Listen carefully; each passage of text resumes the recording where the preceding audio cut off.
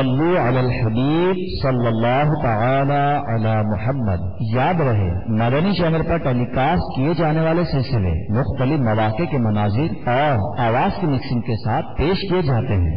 صلو علی الحبیب صلی اللہ تعالی علی محمد۔ نیت المؤمن خیر من عملہ، مسلمان کی نیت اس کے عمل سے بہتر ہے۔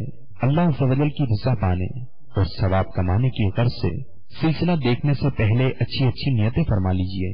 اللہ کی رضا کی خاطر علم دین حاصل کروں گا، سیکھ کر دوسروں تک نیکی کی دعوت پہنچاؤں گا، خاص باتیں لکھوں گا، اول تا آخر دیکھوں گا۔ صلو علی الحبیب صلی اللہ تعالی علی محمد۔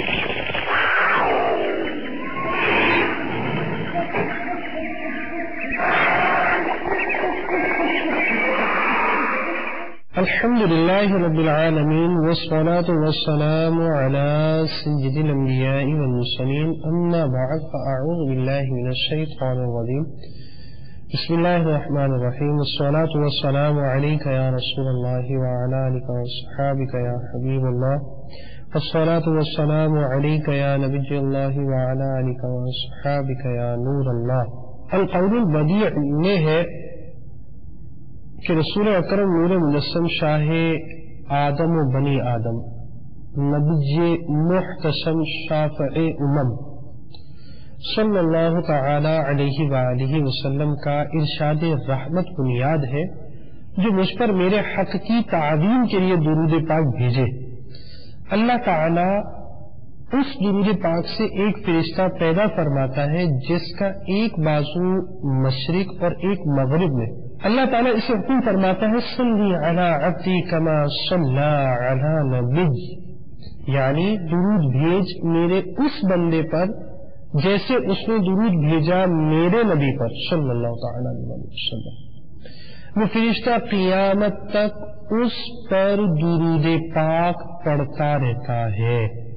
صلو علی الحبیب صلی اللہ تعالی علی محمد۔ میٹھے سامعین مدنی چینل کے ناظرین، اس روایت سے جہاں درود پاک کی اہمیت، رب کی رحمت اور سرکار دو عالم صلی اللہ علیہ وسلم کی عظمت و شان کا پتہ چلتا ہے، وہاں یہ بھی پتہ چلا کہ نیت کی بہت برکت ہے۔ یعنی جو شخص اللہ رب العالمین کے حبیب کریم صلی اللہ علیہ وسلم کی ذات پر ان کے حق کی تعظیم کی نیت سے درود پاک پڑھے تو اس کو کیسی پیاری برکت حاصل ہوتی ہے، اور ساتھ ہی ساتھ سرکار مدینہ صلی اللہ علیہ وسلم کی تعظیم کی اہمیت کا بھی پتہ چلا۔ ہمیں چاہیے سرکار مدینہ صلی اللہ علیہ وسلم پر درود پاک بھی پڑھے، آپ کی تعظیم و توقیر بھی کرے، اور آپ کی تعظیم کو ملحوظ خاطر رکھتے ہوئے درود پاک کو اپنا معمول بنائے۔ اور جہاں تک نیت کا علم ہے تو ہر نیک و جائز کام سے پہلے اچھی نیت ہونی چاہیے، اور ہم بھی آپ کو اپنے سلسلوں میں اچھی نیتیں کراتے ہی رہتے ہیں۔ تو آئیے اس سے پہلے کہ موضوع کا باقاعدہ آغاز ہو، اللہ عز و جل کی رضا پانے اور ثواب کمانے کے لیے اچھی نیتیں کر لیتے۔ عالم نیت شیخ طریقت امیر علیہ سنت دامت برکاتہ العالیہ نے نیتوں کا جو گلدستہ عطا فرمایا، اس میں سے چند مدنی پھول۔ مباح یعنی ایسا جائز عمل جس کا کرنا نہ کرنا یکساں ہو، بغیر اچھی نیت کے کار ثواب نہیں ہوتا۔ مباح کام میں جس قدر اچھی نیتیں زیادہ اسی قدر ثواب بھی زیادہ۔ نیز امیر علیہ سنت نے اس پرفتن دور میں آسانی سے نیکیاں کرنے اور گناہوں سے بچنے کے طریقوں پر مشتمل شریعت و طریقت کا جامع مجموعہ بنام مدنی انعامات بصورت سوالات عطا فرمائے۔ ان میں سب سے پہلا مدنی انعام نیتوں ہی کا عطا فرمایا۔ مولا علی شیر خدا کرم اللہ تعالی وجہ الکریم کے 13 حروف کی نسبت سے حصول ثواب آخرت کے لیے سلسلہ حیات الحیوان دیکھنے کی 13 نیتیں۔ جہاں اللہ عز و جل کا نام آئے گا وہاں عز و جل کہوں گا، جہاں پیارے آقا مدینے والے مصطفیٰ صلی اللہ تعالی علیہ وآلہ وسلم کا ذکر آئے یا صلو علی الحبیب کہا جائے تو درود شریف عرض کروں گا۔ انبیاء کرام علیہ السلام میں سے کسی کا تذکرہ ہوا تو علیہ السلام، صحابہ کرام علیہ رضوان میں سے کسی کا ذکر ہوا تو رضی اللہ تعالی عنہ، اور بزرگان دین رحمہم اللہ مبین میں سے کسی کی بات ہوئی تو رحمت اللہ تعالی علیہ کہوں گا۔ نیت کا موقع ہے تو اس حدیث پاک نیت المؤمن خیر من عملہ، یعنی مومن کی نیت اس کے عمل سے بہتر ہے، پر نظر کرتے ہوئے سچے پکے ارادے کے ساتھ انشاء اللہ کہوں گا، توبو الی اللہ کہا گیا تو استغفر اللہ کہوں گا، کوئی فضیلت بیان کی گئی تو ذکر اللہ کی نیت سے سبحان اللہ کہوں گا۔ حیوان کے احوال سن کر رب تعالیٰ کے اس فرمان پر عمل کی نیت سے اس کی شکر گزاری کروں گا۔ چنانچہ پارہ 23 سورہ یاسین جو کہ قرآن مجید فرقان حمید کی ترتیب کے اعتبار سے 36ویں سورت ہے، آیت 72-73 میں ارشاد خداوندی عز و جل ہے، ترجمہ کنز ایمان، اور انہیں ان کے لیے نام کر دیا تو کسی پر سوار ہوتے ہیں اور کسی کو کھاتے ہیں، اور ان کے لیے ان میں کئی طرح کے نفع اور پینے کی چیزیں ہیں، تو کیا شکر نہ کریں گے؟ ان کے حساب سے درس حاصل کروں گا، جو شرعی مسائل وغیرہ بیان کیے گئے انہیں سیکھوں گا، اور ان مدنی پھولوں کو دوسروں کے آگے بیان کر کر نیکی کی دعوت عام کرنے کے ثواب کا حقدار بنوں گا۔ غیر ذالک من نیت کثیرہ، جس قدر نیتیں زیادہ اسی قدر ثواب بھی زیادہ۔ اعلیٰ حضرت علیہ رحمۃ رب العزت فتاوی رضویہ جلد 5 صفحہ 673 میں ارشاد فرماتے ہیں، بے شک جو علم نیت جانتا ہے ایک ایک فعل میں کئی کئی نیتیں کر سکتا ہے۔ یاد رکھیے نیت دل کے پختہ ارادے کو کہتے ہیں، عمل کا سچا پکا ارادہ نہ ہونے کی صورت میں ان الفاظ کو سننا سنانا نیت نہیں، بہرحال اس صورت میں آپ ثواب نیت کے حقدار نہ ہوں گے۔ صلو علی الحبیب صلی اللہ تعالی علی محمد۔ آج کا ہمارا موضوع ہے فری گیٹ۔ فری گیٹ ایک عجیب آبی پرندہ ہے، انگریزی میں فری گیٹ تیز رو بحری جہاز کو بھی کہتے ہیں، اور سوال یہ پیدا ہوتا ہے کہ اس پرندے کا نام فری گیٹ کیسے پڑا، اس کی وجہ تسمیہ یہ نام رکھا تو کیوں رکھا؟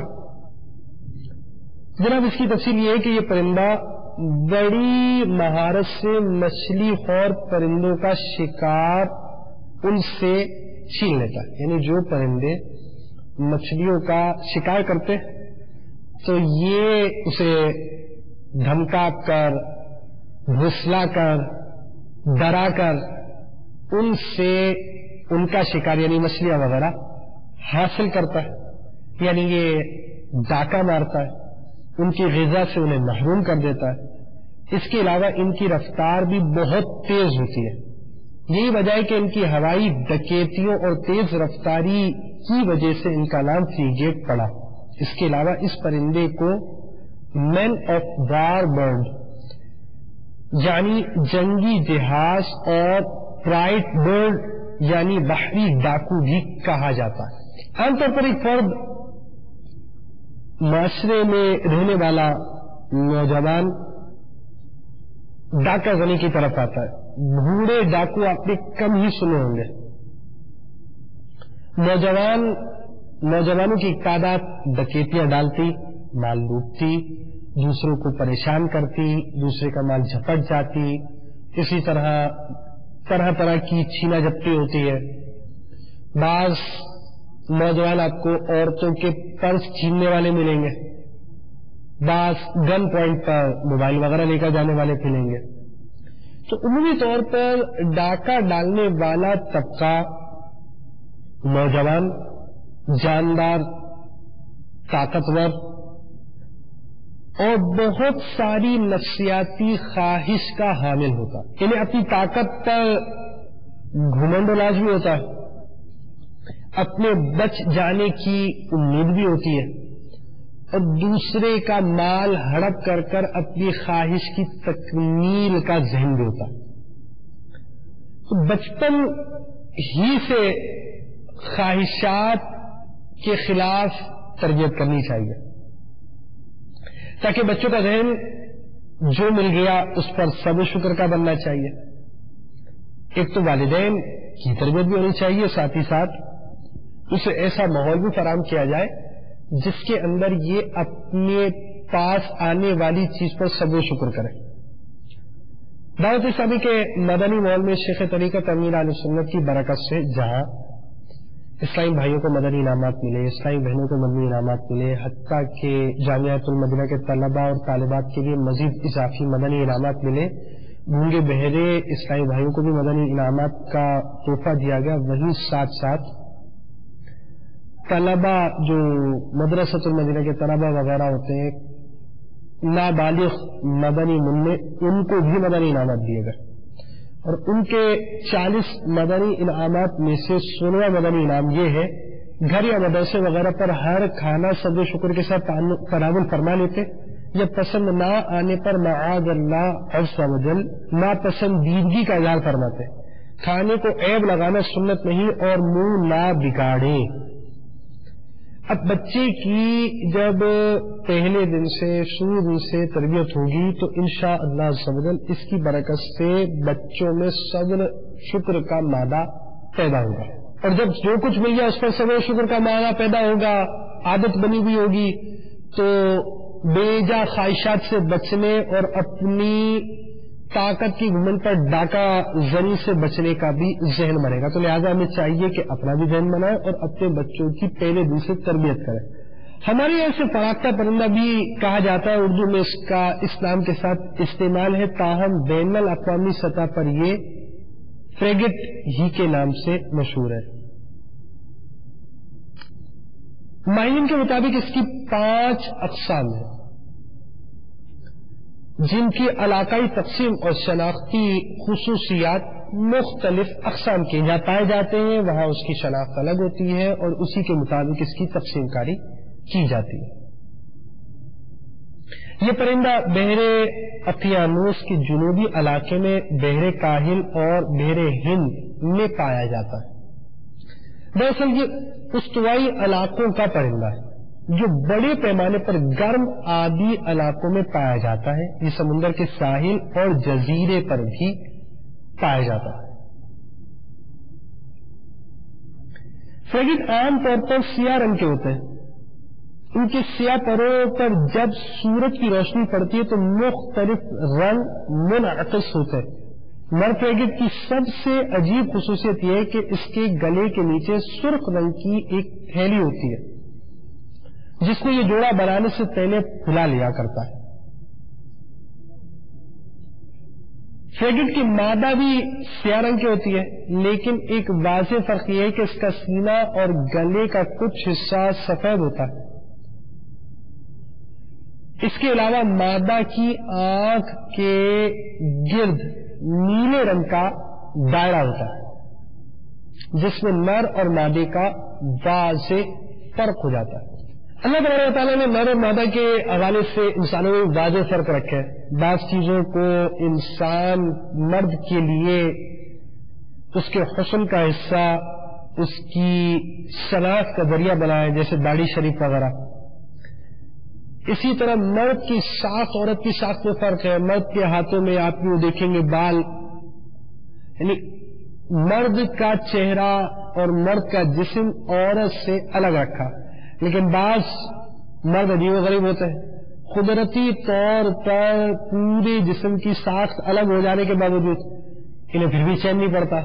ये औरतों की तरह के बाल बनाते हैं, चुटियां बनाते हैं, रिबन लगाते हैं, कान छिदवाते हैं, नाक छिदवाते हैं, हाथों में पता नहीं तरह तरह के जेवर पहन लेते हैं, चूड़ियां नहीं पहनते कि इसमें शायद इनकी बेइज्जती हो, मगर कड़े वगैरह फिर भी बहरहाल ये पहन लेते हैं और औरतों की तरह की नक्कालियां करते हैं।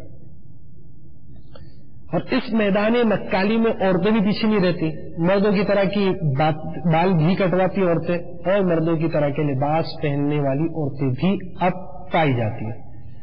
बहरहाल कुदरती तौर पर एक साख्त अलग है और अपनी साख्त, अपनी पहचान को बरकरार रखना चाहिए और दीन इस्लाम भी हमें यही दर्ज देता है कि हम अपनी साख्त बरकरार रखें। बाज़ वक़्त कुछ फ्रेगेट सियाह रंग से ज्यादा कत्थई रंग के दिखाई देते हैं। रंग स्याह है, नजर कतई आता है तो दूर से देखने और करीब से देखने का फर्क होता है। और ऐसा भी होता है कि बात चीजें आंखों से देखी जा रही होती मगर हकीकत में वैसी नहीं होती जैसा बंदा महसूस कर रहा होता। तो जब तक किसी चीज की शरई तहकीक नहीं हो, किसी चीज का ज़हन नहीं बनाना चाहिए। और बात चीजें ऐसी होती कि दूर से देखने के लिए बंदा देखता रहता है, करीब आकर नहीं देखता तो उसकी पहचान मार्फत हासिल नहीं कर पाता। اور بہت سی برکتوں سے محروم رہ جاتا ہے. دعوت اسلامی کا مدنی ماحول بھی اسی کی ایک مثال ہے کہ ایک تعداد اس کو دور سے دیکھتی ہے اور دور سے دیکھتی ہے تو قریب نہیں آ پاتی اور بہت سی برکتوں سے محروم رہ جاتی ہے. قریب آ کر کیا کیا برکتیں ملتی ہے آپ کی ترغیب و تحریض کے لیے ایک مدنی بہار آپ کے گوش گزار کرتا ہوں. وزیر آباد پنجاب پاکستان میں مقیم ایک اسلامی بھائی کے بیان کا خلاصہ. دعوت اسلامی کے مدنی ماحول سے وابستہ ہونے سے پہلے میں گناہوں بھری زندگی گزار رہا تھا. مجھے یہ پیارا اور نیک ماحول کچھ یوں میسر آیا کہ میں 1427 ہجری بمطابق 2006 کی گرمیوں کی چھٹیاں گزارنے ٹیکسلا میں مقیم اپنی خالہ کے گھر آ گیا. وہاں ایچ ایم سی فیکٹری کی رہائشی کالونی میں دعوت اسلامی کے زیر اہتمام شب براءت کے سلسلے میں اجتماع ذکرنات منعقد کیا گیا. میں اپنے خالہ زاد بھائی کے ساتھ اس اجتماع میں شریک ہو گیا. اس اجتماع کی اختتامی رقت انگیز دعا نے میرے دل کی دنیا ہی بدل کر رکھ دی. چنانچہ میں نے سچے دل سے گناہوں سے توبہ کر لی. متاثر تو پہلے ہی ہو چکا تھا. پھر جب واپس اپنے گاؤں آیا تو ایک عیسائی بھائی کی انفرادی کوشش سے میں مدنی ماحول سے وابستہ ہو گیا. اللہ عز و جل کا کرم ہے کہ وہی لوگ جو کل مجھے اپنے قریب بھی نہیں بیٹھنے دیتے تھے، مجھ سے نفرت کرتے، اس ماحول کی برکت سے اب وہ مجھ سے محبت کرتے اور مجھ جیسے گناہ گار کو دعائیں کرنے کے لیے کہتے ہیں. اللہ عز و جل کی امیر اہل سنت پر رحمت ہو اور ان کے صدقے ہماری بے حساب مغفرت ہو. اسی ماحول نے ادنا کو اعلیٰ کر دیا، دیکھو اندھیرا ہی اندھیرا تھا اجالا کر دیا. دیکھو میٹھے میٹھے صاحب اور مدنی چینل کے ناظرین، آپ بھی اپنی مدنی بہاریں ہمیں اس ای میل ایڈریس پر میل کر سکتے ہیں. اور اگر آپ کال ریکارڈ کروانا چاہتے ہیں، اپنی مدنی بہار ریکارڈ کروانا چاہتے ہیں تو اس نمبر پر اپنی مدنی بہار ریکارڈ کروائیے. اور اچھی اچھی نیتوں کے ساتھ آپ بھی مدنی بہاروں کو میں ریکارڈ کروائے تاکہ آپ کی مدنی بہار سن کر کسی کو ترغیب ملے، کسی کا ذہن بنے تو آپ کے لیے بھی صدقہ جاری ہو. اس بڑے آبی پرندے کی چونچ، دم اور بازو سب لمبے ہوتے ہیں جبکہ ان کی گردن چھوٹی ہوتی ہے.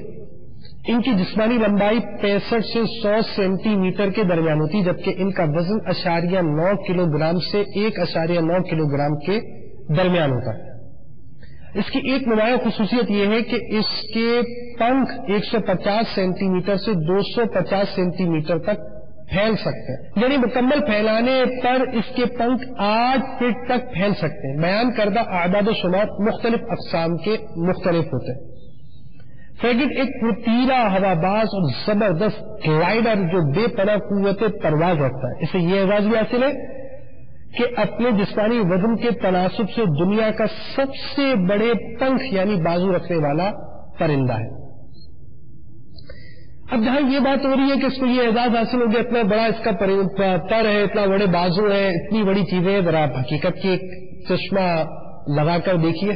اللہ میں کفل مدینہ کا نصیب فرمائے. اب اس اعزاز میں اس کا کیا کمال ہے؟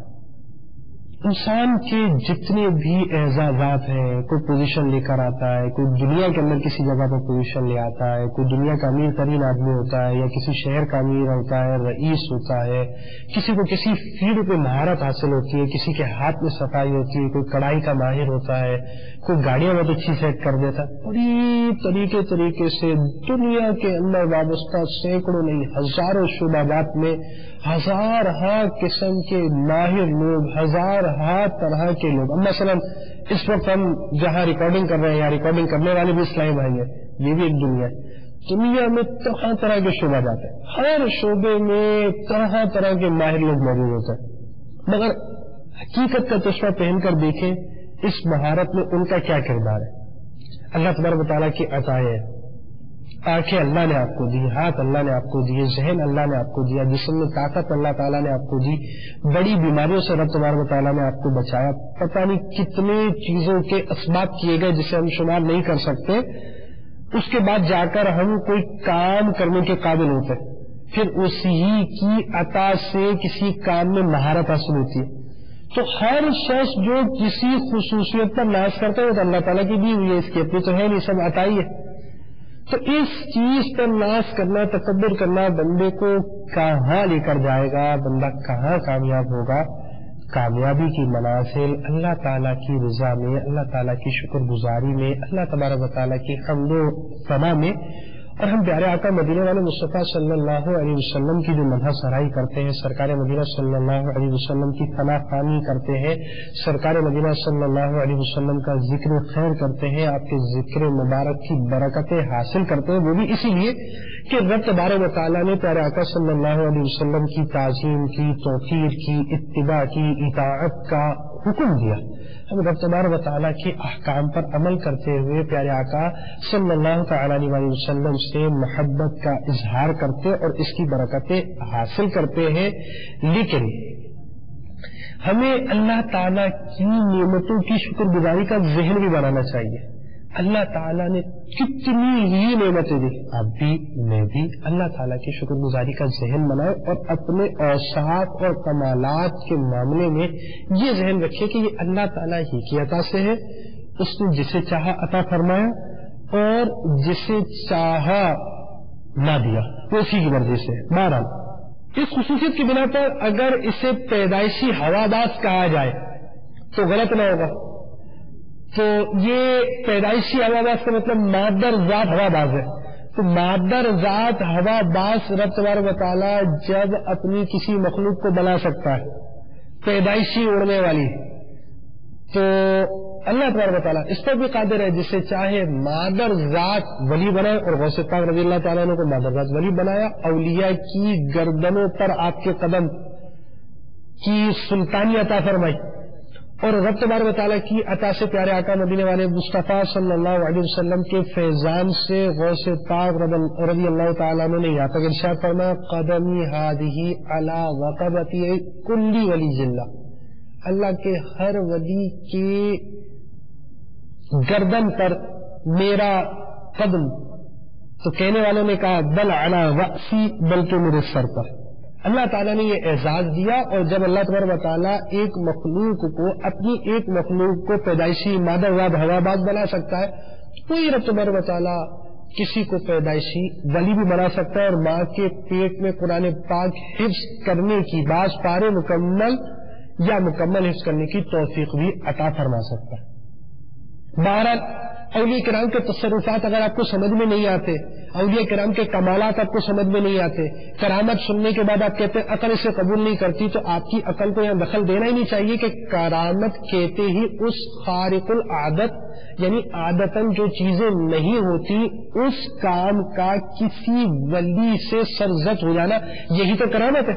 اگر عقل میں آ جائے تو کرامت ہی کیا ہے؟ اللہ تبارک و تعالیٰ کی قدرت کے عجائبات اگر آپ کی سمجھ کے اندر آ جائے، عقل کے اندر سمجھ میں آ جائے، تو وہ چیزیں آپ اسے کیسے تسلیم کریں گے کہ یہ عجائبات میں سے، یہ ایسی عجیب و غریب بات ہے اللہ تبارک و تعالیٰ نے پیدا فرما دی، یہ باتیں اگر عقل میں سمجھ میں آ جائے تو عجائبات ہی نہ رہے۔ اسی طرح کا معاملہ معجزات کا ہے، اسی طرح کا معاملہ ارہاس کا ہے، اسی طرح کا معاملہ معونت کا ہے۔ ارہاس قبل از اعلان نبوت، جو نبی سے بات صادر ہو اس کو ارہاس کہتے ہیں، ایسی بات جو عقل میں نہ آئے، اور اگر بعد از اعلان نبوت نبی سے صادر ہو تو معجزہ، اسی طرح ایک عام مومن سے صادر ہو تو اس کو معونت کہتے ہیں۔ بہرحال اگر آپ کی عقل کے اندر یہ باتیں نہیں آتی تو عقل ہی کا قصور ہے۔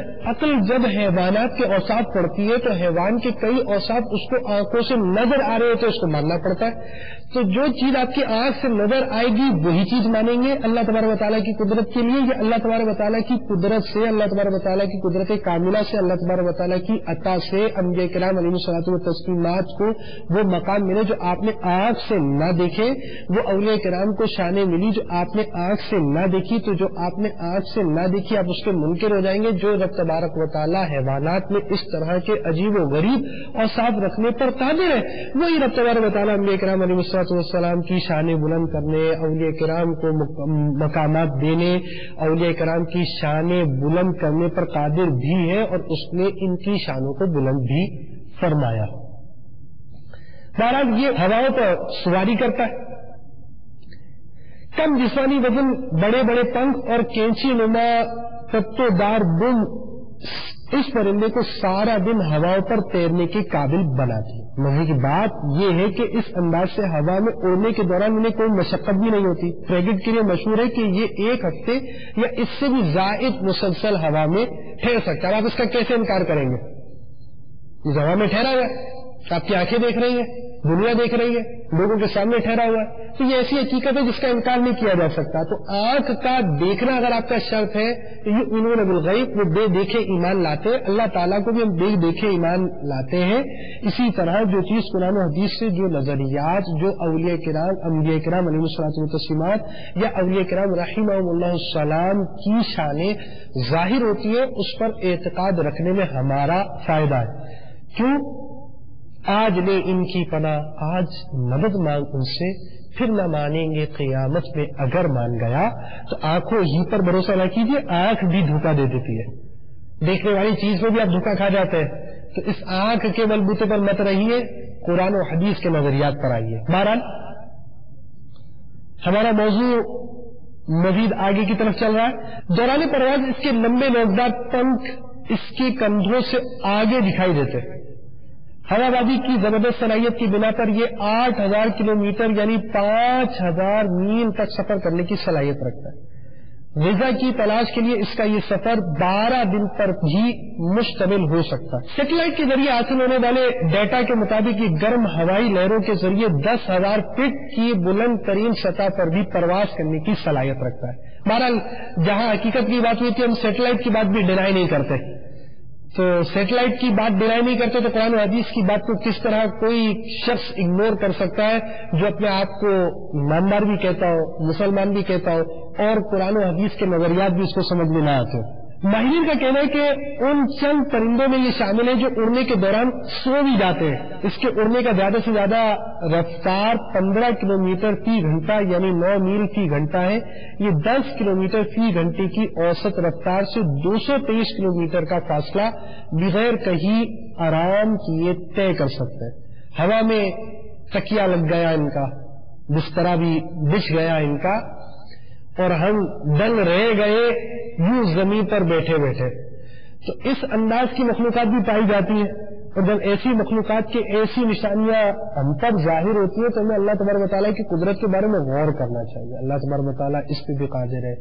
جانوروں کے حوالے سے ہوا میں سو رہے ہیں, ہوا میں اڑ رہے ہیں تو اڑتے اڑتے سو بھی رہے ہیں. بعض جانور پوری دنیا کا سفر چند دنوں کے اندر گزار لیتے ہیں, ختم کر لیتے ہیں, اور پوری دنیا کا چکر کاٹ کر آ جاتے ہیں بغیر ویزا اور پاسپورٹ کے. تو اس انداز سے جانوروں کے اندر طرح طرح کی باتیں پائی جاتی, طرح طرح کی چیزیں پائی جاتی, طرح طرح کی نشانیاں پائی جاتی ہیں, علامتیں پائی جاتی ہیں, عجائب قدرت کا بیان ہوتا ہے. تو انسان غور کرے اللہ تعالیٰ کو کیسی قدرت کاملہ حاصل ہے. اللہ تبارک و تعالیٰ ہر کمال کا جامع ہے جو اس کے شایان شان ہے. فریگیٹ ہوا کی لہروں پر تیرنے کے علاوہ ڈرامائی کرتب بھی دکھاتے ہیں, جیسے ہوا میں اڑتے اڑتے اچانک ٹھہر جانا, پھر سے اڑنے کا آغاز کرنا, بیچ میں پیش و خم کرنا, سارے کام کرتے ہوئے چکر کاٹنا وغیرہ, یہ ان کے شعبے ہوتے ہیں. مگر یاد رکھیے ہر نعمت کے ساتھ زحمت ہے. ان ہوائی شاندار خوبیوں کے باوجود اسے اس شاندار خوبیوں کی قیمت بھی پے کرنی پڑتی ہے, اور وہ یہ کہ یہ پرندہ نہ تو تیر سکتا ہے اور نہ ہی چل سکتا ہے. اس کا مطلب یہ ہے کہ اگر یہ اڑ نہیں رہا تو یہ کسی مناسب جگہ پر بسیرا کیا ہوا نہیں ہے, تو اب یہ کسی نہ کسی مشکل میں. اور دوسری مشکل یہ ہے کہ یہ پرواز کرتے ہوئے پانی جیسی ہموار سطح پر اترنے کی صلاحیت نہیں رکھتا, کیونکہ ان کی چھوٹی چھوٹی ٹانگیں اور بڑے بڑے پنکھ دشواری کا سبب بنتے. اسی لیے دوران پرواز ہی سطح سمندر پر بغیر اترے شکار کرنے کو غنیمت جانتا ہے. فریگیٹ اپنی زندگی کا اکثر حصہ پرواز میں ہی گزارتے ہیں, اور صرف آرام کے لیے یا پھر افزائش نسل کے لیے درختوں اور چٹانوں پر اترتے ہیں. فریگیٹ کے جسم میں آئل خارج کرنے والے غدود بھی نہیں ہوتے جو کہ ان کے پروں کو خشک رکھ سکے, اس لیے بھی ان کا پانی میں اترنا نامناسب ہے. فریگیٹ کی ہڈیاں حیران کن حد تک لچکدار ہوتی. ان کا پورا ڈھانچہ ان کے کل جسم وزن کا 5% ہوتا ہے. یعنی اگر ان کا ڈھانچہ رکھا جائے اور پورا ویٹ رکھا جائے, ڈھانچے کا ویٹ کیا جائے تو 5 گرام ہوگا, پورا ویٹ کیا جائے تو 100 گرام ہوگا, اتنا فرق ہوتا ہے. ہوائی جہاز کے پتوار کی طرح اس کی ہڈیاں آپس میں ملی بھی ہوتی ہے, جس کے سبب یہ زبردست پھرتی دکھاتے ہیں. دوران پرواز بڑے بڑے پنکھ ہونے کے باوجود تیزی سے گھومنے اور مڑنے کی صلاحیت رکھتا ہے۔ اس کی 2 شاخہ لمبی دم بھی ماہرانہ ہوا بازی میں اس کی مددگار ہے۔ فریگیٹ کی پندوں کی 4 انگلیاں جھلڈی سے جڑی ہوئی ہوتی ہیں، لیکن یہ اتنی کم جھلڈی دار ہوتی ہے کہ اس کی ساری انگلیوں کا ہر حصہ حرکت کرنے کے لیے آزاد ہوتا ہے۔ اس کی غذا میں مچھلی، جیلی فش، دیگر خولدار آبی جانور وغیرہ شامل ہیں۔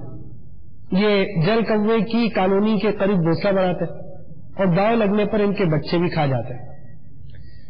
یہ دوسرے پرندوں سے ان کا شکار چھیننے بھی مہارت رکھتے ہیں، لیکن اس کا یہ مطلب ہرگز نہیں کہ یہ خود شکار نہیں کر سکتے۔ سچ تو یہ ہے کہ ان کا یہ چھینا جپٹی والا شکار کا جو معاملہ ہوتا ہے یہ ان کی غذا کا بہت تھوڑا حصہ ہوتا ہے۔ یہ اپنی رفتار اور مختلف تدبیروں کے ذریعے بعض آبی پرندوں کو خوف زدہ کر کر انہیں ان کے لیے شکار کرنے پر مجبور کرتے ہیں۔ اس دوران یہ دوسرے پرندوں کو کاٹتا اور چوٹ بھی مارتا ہے۔ اس کی جارحیت کا نشانہ زیادہ تر وہ آبی پرندے بنتے ہیں جو سمندر میں گہرائی تک غوطہ لگا کر مچھلی پکڑنے کی صلاحیت رکھتے ہیں، جبکہ فریگیٹ تو غوطہ لگانے کا تصور بھی نہیں کر سکتے۔ تاہم جب یہ پرندہ اپنا شکار لے کر ہوا میں اڑتے تو فریگیٹ ان کا پیچھا کرتے اور پھر انہیں ڈرا دھمکا کر اپنا شکار گرانے یا پھر میدے سے اگلنے کے لیے مجبور کرتے۔ بعض اوقات فریگیٹ یہ کام جوڑے یا گروپ کی صورت میں بھی کرتے ہیں۔ اگرچہ فریگیٹ اپنی ظالمانہ عادت کے سبب مشہور ہے، لیکن اس انداز سے حاصل کی گئی غذا ایک رپورٹ کے مطابق اوسطاً 5% ہوتی ہے۔ فلائنگ فش فریگیٹ کی غذا کا اہم ترین جزو ہے، کیونکہ سطحی سمندر پر چھلانگ لگاتی ہوئی مچھلیاں اس کے لیے آسان شکار ہوتی ہیں۔ یہ ہوا میں پرواز کرتے ہوئے آبی سطح کے بالکل قریب موجود مچھلیاں پر جھپٹ کر شکار کرتے ہیں یا پھر چھلانگ لگاتی ہوئی مچھلی کو ہوا میں ہی جکڑ لیتے ہیں۔ ڈالفن جن مچھلیوں کے غول کو پانی کی سطح کے قریب آنے پر مجبور کرتی ہے، یہ ان سے بھی بھرپور فائدہ اٹھاتا ہے۔ بعض اوقات کچھوے کے بچے بھی اس کی غذا بن جاتے ہیں۔ شکار کے دوران فریگیٹ کی لمبی ہک نما چونچ نہایت کارگر ثابت ہوتی ہے۔ یہ اپنی کالونی میں 80 کلومیٹر طویل فاصلے تک غذا تلاش کرتے ہیں۔ تاہم غذا کی قلت کے باعث ان کا یہ سفر سینکڑوں کلومیٹر پر مشتمل ہو سکتا ہے۔ ایک مسئلہ آبی پرندے کے ساتھ یہ بھی ہے کہ بعض اوقات گرم سمندر میں پانی اتنا گرم ہو جاتا ہے کہ جتنا صحرا میں گرمی ہوتی ہے۔ پانی کی سطح پر ایک موٹی نہایت گرم تہ مچھلی کے بہاؤ کو سطح آب پر آنے سے روکتی ہے، جس کی وجہ سے یہ مچھلیاں ادھر ادھر پھیل جاتی ہیں اور فریگیٹ کے لیے انہیں تلاش کرنا بھی مشکل ہو جاتا ہے۔ لہذا اس موقع پر گرم آبی علاقوں کے رہنے والے پرندوں کو ایک خاص حکمت عملی جسے انرجی افیکٹ فلائٹ کہا جاتا ہے، اسے اختیار کرنے کی حاجت ہوتی ہے۔ اس حکمت عملی کے تحت یہ پرندے کم سے کم توانائی خرچ کرتے ہوئے زیادہ سے زیادہ پرواز کرتے ہیں تاکہ غذا کی کمی کی صورت میں غذا کی تلاش جاری رکھ سکیں۔ فریگیٹ عموماً دوران پرواز خاموشی سے اڑتے ہیں، نئے فریگیٹ خاص موقعوں پر آواز نکالتے ہیں۔ فریگیٹ ایک سیزن میں ایک ہی جوڑا بناتا ہے۔ یہ کالونیز میں افزائش نسل کرتے ہیں۔ یہ عموماً جھاڑیوں یا پھر درختوں کے جھنڈ میں گھونسلہ بناتے ہیں۔ سہولت میسر نہ ہونے کی صورت میں بعض اوقات ان کا گھونسلہ زمین پر بھی نظر آتا ہے۔ جیسے اسباب ہو ویسے گزارا کرنا چاہیے، ہمیں بھی کرنا چاہیے، جانور بھی کر لیتے۔ یہ لکڑیوں اور درختوں کی ٹہنیوں کی مدد سے ہموار یا پھر کم گہرا گھونسلہ بناتے ہیں۔ کچھ فریگیٹ گھونسلے کو آرام دہ بنانے کے لیے گھاس وغیرہ کا استعمال کرتے ہیں۔ مادہ گھونسلہ بناتی ہے جبکہ نر فریگیٹ اس کے لیے سامان مہیا کرتے ہیں۔ چند دنوں میں گھونسلہ تیار ہو جاتا ہے، تاہم بعض صورتوں میں اس کام میں چند ہفتے بھی لگتے ہیں۔ افزائش نسل کے لیے منتخب کیے گئے مقام اور بنائے گئے گھونسلے کی دوسری فریگیٹ سے حفاظت کی جاتی ہے۔ مادہ ایک جھول میں ایک ہی انڈا دیتی ہے۔ اس کے بعد دونوں نر اور مادہ شفٹیں لگاتے ہیں اور ایک شفٹ 3 سے 6 دن پر مشتمل ہوتی ہے۔ علاقائی تبدیلی کے باعث شفٹیں بھی زیادہ دنوں کم کی ہوتی ہے، تو آپ کی بھی شفٹ لگتی ہے، کبھی ڈے نائٹ کی جو جابس کرتے ہیں مختلف قسم کی، تو یہاں پر بھی شفٹیں لگتی ہیں۔ بہرحال مادہ کا انڈا سینے کا دورانیہ نر سے زیادہ ہوتا ہے۔ انڈا سینے کے دوران مادہ کی توانائی بہت خرچ ہوتی ہے. ایک ریکارڈ کے مطابق اس دوران مادہ کا وزن 20 سے 33%، ایک تہائی تک، 5ویں حصے سے ایک تہائی تک کم ہو جاتا ہے. کم و بیش 2 ماہ میں اس مرحلے کا اختتام ہوتا ہے. بچے کی پیدائش کے ابتدائی 3 ماہ میں دونوں نر اور مادہ اپنی اپنی باری پر بچے کو غذا فراہم کرتے ہیں. کچھ عرصے بعد نر کالونی چھوڑ کر چلے جاتے ہیں اور یوں بچے کی پرورش کی پوری ذمہ داری مادہ پر آ جاتی ہے، جو مزید 8 ماہ تک بچے کو غذا فراہم کرتی ہے. چونکہ بچے کی پرورش میں کافی وقت لگتا ہے، یہی وجہ ہے کہ ان میں ہر سال افزائش نسل نہیں ہوتی، بلکہ بعض اوقات تو پیدائش سے قبل اور پیدائش کے پورے عرصے کو ملا کر قریب 1.5 سے 2 سال تک لگ جاتے ہیں. فیگٹ کی خصوصیت یہ ہے کہ دنیا کے تمام ہی پرندوں میں یہ سب سے لمبے عرصے تک اپنے بچوں کی نشوونما اور پرورش کرتے، حتیٰ کہ ان کے بچے اڑنے کے قابل ہو جائیں تب بھی دیکھ بھال اور غذاؤں کی فراہمی کا یہ سلسلہ جاری رہتا ہے. جب سورج کی تپتی ہوئی دھوپ میں انہیں گھنٹوں انتظار کرنا پڑتا ہے تو یہ اپنا سر نیچے لٹکا دیتے ہیں اور اس قدر بے حس و حرکت ہو جاتے ہیں کہ مردہ دکھائی دیتے ہیں. اس اسٹائل کا مقصد دراصل توانائی کو کم سے کم خرچ کرنا ہوتا ہے. یوں ہی ان کے والدین لوٹ کر آتے ہیں تو یہ جاگ جاتے ہیں اور اپنا سر ہلاتے اور آوازیں نکالتے ہیں تاکہ جلدی سے کھانا ملے. اس کی بقا کو کوئی خطرہ لائق نہیں ہے، لیکن پھر بھی ان کی رہائشی علاقوں میں انسانی مداخلت، یعنی انسان تو جہاں جائے تباہ و بربادی کر ہی دیتا ہے. تو بہرحال حضرت انسان ان کا بہترین دشمن ہے اور اس کی مداخلت کی وجہ سے ان کو نقصان ہوتا ہے. نیز بلی اور چوہوں کی وجہ سے بھی ان کے انڈے بچوں وغیرہ کو نقصان پہنچتا ہے. فریگیٹ کچھ خاص طویل العمر نہیں ہوتے، ان کی عمر 15 سے 25 سال کے درمیان ہوتی ہے. غیبت کے خلاف جنگ جاری رہے گی، نفرت و تحریک جاری رہے گی انشاء اللہ عز و جل. صلو علی الحبیب صلی اللہ تعالی علی محمد.